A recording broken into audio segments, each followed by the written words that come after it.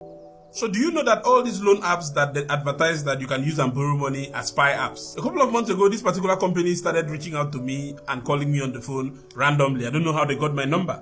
And they said I could borrow money from them. So what happened was they had actually gotten a hold of my account statement. I don't know how.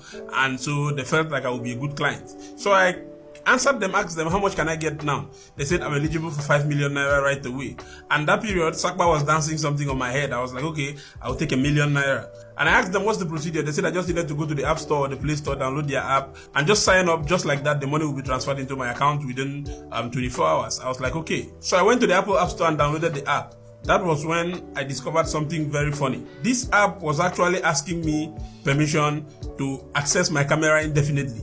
It also asked me for permission to copy my contacts, copy my pictures, copy my messages, basically copy a lot of things in my phone, and also have access to these files indefinitely. Being an IT person, I terminated the process. They called me back a couple of hours later that why didn't I go ahead with it, and I told them that this is what I had discovered. What they told me was, oh, that is a standard procedure. That is what we do. You just, if we don't mean any harm, you just fill the form and you'll be able to collect your money very fast. And I said no. And so out of curiosity, I went ahead and downloaded other loan apps into my phone, and all of them were acting the same way. Now, why will you give somebody access into your phone to copy your pictures, copy your SMS, copy your contacts, just because they want to borrow you money? Now, there's this particular service that people use to buy phones on credit.